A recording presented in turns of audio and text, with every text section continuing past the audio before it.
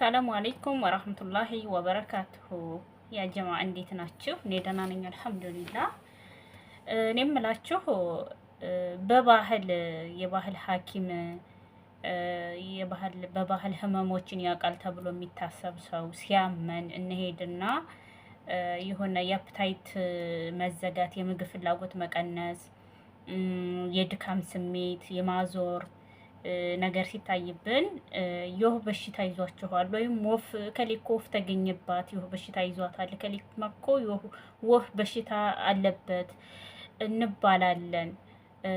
እና ያ የባህል ሐኪም ደግሞ ምን ይሰጠናል? የሰንሰል ቀንበጥ በጠላ ምናምን ይጠጣል። ወፍ አለብህ ከተባለ አንድ ሰው የሰንሰል ቀንበጥ ነው፣ የጊራዋ ቅጠል እና ሌሎችም በጠላ የሚጠጣ ነገር ይሰጣሉ። እኔ ልጅ እያለሁ አስታውሳለሁኝ። እንደውም ጠጥቼ አውቃለሁ ወፍ አለብሽ ተብዬ። እና አንዳንድ ቦታ ደግሞ እንደ ሰዎቹ እንደዛ እንደ ተናጋሪዎቹ እንደ ባህል ሐኪሞቹ ማለት ነው እንደዛ ይለያያል። ታጠን በጥናት ይወጣል ተብሎ ይታሰባል። ይሄ ህመም እንግዲህ የማዞር የማጥወልወል እና የምግብ ፍላጎት መቀነስ ሊሆን ይችላል። ድካም የማለት ሊሆን ይችላል የህመሙ አይነት ማለት ነው። እና ግን በሳይንሱ ወፍ የሚባል ህመም እንደሌለ ታውቃላችሁ? ወፍ የሚባል ህመም የለም። እስኪ ወንድማችንን ተከታትለን እንመለስ። በተሳሳተ አረዳድ ሚሊዮኖችን ለተለያዩ ችግር ያጋለጠ ጉዳዮችን ነግራችኋለሁ። ዛሬ እንግዲህ መረጃው ለጥንቃቄ ስለሚጠቅማችሁ አድምጡኝና ለሌላው ሰውም አጋሩለት። በሀገራችን በተለምዶ እንግዲህ ወፍ እየተባለ የሚጠራ ወይም ወፍ ተብሎ የሚታመን የጤና ችግር አለ። ይሄ ደግሞ አንድ ሰው ወፍ አለብህ ሲባል ጉበት አለብኝ ብሎ እንዲያምን ያደርገዋል። ወፍ ሲባል የጉበት በሽታ ነው ብለን አምን ተቀብለናል። ያ ማለት ግን ልክ አይደለም። እንዲሁ ሄፓታይተስ መንስኤው የሌሊት ወፍ ናት ተብሎ ስለሚታመን አንደኛው መንስኤ የሌሊት ወፍ ናት ተብሎ ስለሚታመን በዛ ልማድ የመነጨ አብዛኛው ሰው ወፍ አለብህ ሲባል ጉበት አለብኝ ብሎ እንዲያምን ያደርጋል። ግን ነገሩ እንደዚህ አይደለም። እንግዲህ በሁለቱም የሕክምና ስርዓት በሞደርን ሜዲኬሽኑ በዘመናዊ ሕክምናውም እንዲሁም በአገር በቀሉ ሕክምናው የሚሰጡ የሕክምና ስርዓቶች ክፍተት በመኖራቸው ምክንያት ይህንን አስተሳሰብ ነው ብለን እንድንቀበል አድርጓል። ምክንያቱም ደግሞ አንድ ሰው የጤና ችግር ሲያጋጥመው ቀድሞ ምርመራ ሊያደርግ ይችላል። በቅድመ ምርመራ ውስጥ ያሉ የምርመራ ስርዓቶች አንድ ሰው የጤና ችግር ሲያጋጥመው በመጀመሪያ ሙቀቱ ሊለካ ይችላል፣ ግፊቱ ሊለካ ይችላል። የደም ናሙና፣ ሰገራ፣ ሽንት ተወስደው እንዲሁም ሲፕተምን በመረዳት ምን አይነት የጤና ችግር እንዳጋጠመው ለማወቅ ይሞከራል። በቅድመ ምርመራ ውስጥ ግን አብሮ መካተት የነበረበት ኬሚስትሪ ነበር። የኬሚስትሪ ምርመራዎች አሁን አንዳንድ የጤና ተቋማት በቅድመ ምርመራ ውስጥ አብረው እያካተቱ የሰው ልጅ የጤና ችግር ኮዙን ለመለየት እየሞከሩ አያለው።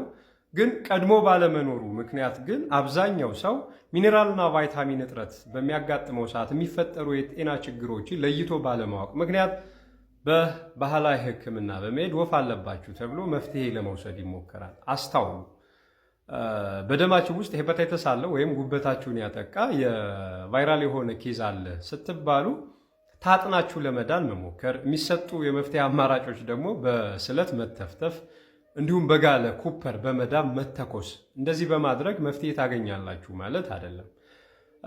ችግሩ የሚኔራል እጥረት ስለሚሆን ወይም የቫይታሚን እጥረት ስለሚሆን የምትወስዷቸው የመፍትሄ አማራጮች ሰውነታችሁ በሚፈጥረው ሪያክሽን ልታገግሙ ትችላላችሁ። ስትተኮሱ ሪያክሽን ይፈጠራል ሰውነታችሁ እና አክቲቭ ስለሚሆኑ ጎደሎ ነገሮችን ለመተካት ስለሚሞክር ሪሊፍ ስታገኙ ድናችኋል ማለት አይደለም። ይሄን የምላችሁ በቤቴ በርካታ ሰው በሚመጣ ሰዓት ወፍ አለብህ ተብዬ ጤና መፍትሄዎችን ወስጄ ነበር፣ ግን ልድን አልችልም ይላል እና ተተፍትፎ ምላሱን ተተፍትፎ በተለያዩ መተኮሻዎች ተተኩሶ ይመጣል።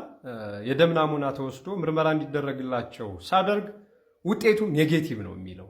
ያ ማለት ደግሞ እንግዲህ አብዛኛው ሰው ቫይታሚን ኤ ሲያጥር እንዲሁም ቫይታሚን ዲ ሲያጥር፣ ካልሽየም ሲያጥር፣ ሚኔራሎቻችን ፖታሽየም፣ ማግኔዥየም የምንላቸው ነገሮች ሲያጥሩም ሲበዙም የሚፈጠሩ የጤና ችግሮች ሰውነታችን የሚያጋጥመውን የባላንስ ማጣት ወፍ አለብን ብለን እንድናምን እናደርገዋለን። ምክንያቱ ደግሞ ዘመናዊ ሕክምና ላይ የሚወሰዱ ቅድመ ምርመራዎች ይህን ስለማያካትት በቅድሚያ በባህላዊ ሄዳችሁ አይናችሁን በመታየት ወፍ አለባችሁ ስትባሉ ታጥናችሁ ልትድኑ ትሞክራላችሁ። ፍሉ አይደለም፣ የፍሉ ባክቴሪያ አይደለም በመታጠን የምትድኑት። ስለዚህ እንደነዚህ አይነት መረዳቶችን ብታካትቱ የጤና ባለሙያዎችም እንዲሁም ችግሩ የገጠማችሁ ሰዎች የካልሽየም እጥረት ሲኖርባችሁ የሚመጡ የጤና ምልክቶች ምን ምን ይመስላሉ? ቫይታሚን ዲ ሲያጥር ምን ይመስላል? ማግኒዥየም ሲያጥረን፣ ካልሽየሞች ሲያጥሩ ምንድን ነው የምናስተናግዳቸው ችግሮች የሚሉትን ተረድታችሁ ይሄ ማቅለሽለሽ ሲኖር፣ ፀጉር መነቃቀል መበጣጠስ ሲኖር፣ እንዲሁም ደግሞ አቅም ማጠር መዳከም ሲኖር ቀድማችሁ ኬሚስትሪ እንዲሰራላችሁ ማድረግ የኬሚስትሪ ውጤታችሁን የደም ናሙናችሁን አይታችሁ ኮዙን ሳታውቁ ግን የምትወስዱት የመፍትሄ አማራጭ የተለያየ የጤና ችግርን ይዞ ስለሚመጣ ጥንቃቄ ብታደርጉ መልካም ነው እላለሁ። እንግዲህ ወፍ አለባችሁ ስትባሉ የሚሰጡት ተክሎች አንደኛው ክትክታ ነው እንድትታጠኑት የምትደረጉት የክትክታ ቅጠል፣ ቀጥሎ ቀጠጥና ነው። ቀጠጥና በሻይ መልኩም እንድትጠጡ ልትደረጉ ትችላላችሁ፣ ወይም ተፈልቶ ካልሆነ ስሚዛ ቅጠል ነው የምትጠጡት። ሰንሰል ተጨምቆ ትሰጣላችሁ። ብልሆቹ ግራዋ ሊሰጧችሁ ይችላሉ። ግራዋ ወሰዳችሁ ማለት ይሄ ማስታወክ ማስመለስ ካላችሁ እነሱን ስለሚያቆም ጥሩ መፍትሄ ይሰጣል። ሌሎቹ የምድር እምቧይ ስር ጨምቀው ሊሰጧችሁ ይችላሉ። እነዚህ በጣም የሚያስመልሱ የሚያስተፉ፣ በተለይ የምድር እምቧይ በጣም ደም ሁሉ ሊያስተፋ ስለሚችል መፍትሄ ያገኘን ብላችሁ ታምናላችሁ። ሄፓታይተስ አለ ሲባል በማስመለስ ነው የሚወጣ ወደ ታች ወደ ላይ ነው ሲል ነው የሚወጣ ብላችሁም ስለምታምኑ ይሄ አይነት የሕክምና ስርዓት ልክ ስለማይሆን የተለያዩ የጤና ችግሮችን ይዞ ስለሚመጣ ምክንያቱም ለተለያዩ ኮዝ ምክንያት ሊሆኑ ስለሚችሉ ዶዛቸው ያልተመጠነ ወይም በተሳሳተ በሚሰጡ መፍትሄዎች የቫይታሚን እጥረት አጋጥሞህ መቼም ክትክታ ታጥነህ ትድናለህ ማለት አይደለም። የሚያስፈልገውን የቫይታሚን ይዘት ያለውን ምግብ ማግኘት አለበት ሰውነትህና እንደነዚህ አይነት መረዳቶችን ብታዳብሩ መልካም ነው። እንግዲህ ቫይታሚን ዲ እጥረት ሲኖር ከዚህ በፊትም በቪዲዮ አጋርቻችኋለሁ። ዛሬም ደግምላችሁ ነገር ቢኖር የዱባ ፍሬ ቆልታችሁ ማታ ማታ ማዘውተር መብላት፣ አሳ መመገብ፣ ሰውነታችሁን ደግሞ ልብሳችሁን በማውለቅ ጧት 4 ሰዓት አካባቢ ለ30 ደቂቃ ያክል ጀርባችሁን ለፀሐይ ማስመታት ቫይታሚን ዲ እጥረታችሁ መልሶ ስቶር እንዲደረግ ያደርጋል። ምክንያቱም ፎቶሲንቴሲስ ስርዓት ጀርባችን ላይ ያለውን ኮሌስትሮል በማቅለጥ ቫይታሚን ዲ ስሪ እንዲመረት ስለሚያደርግ ቫይታሚን ዲ ስሪ የሚመረተው ከራሳችን ከሰውነታችን ውስጥ ካለ ኮሌስትሮል ስለሆነ አመጋገባችሁን ኦሜጋ ስሪ ይዘት ያላቸው ምግቦች በምትወስዱ ሰዓት ራሱን ስቶር ያደርጋል። የቫይታሚን ኤ እጥረት ሲኖርባችሁ ሄፓታይተስ ኤ አክቲቭ ሊሆን ይችላል። ጉበታችሁ ቫይታሚን ኤ ስቶር ማድረጉ ሲቆም ሲያጥረው ሄፓታይተስ ኤ አክቲቭ ሊያደርግ ይችላል። ማስመለስ፣ ምግብ አለመንበላት፣ ማጦሎ ሊኖረው ይችላል።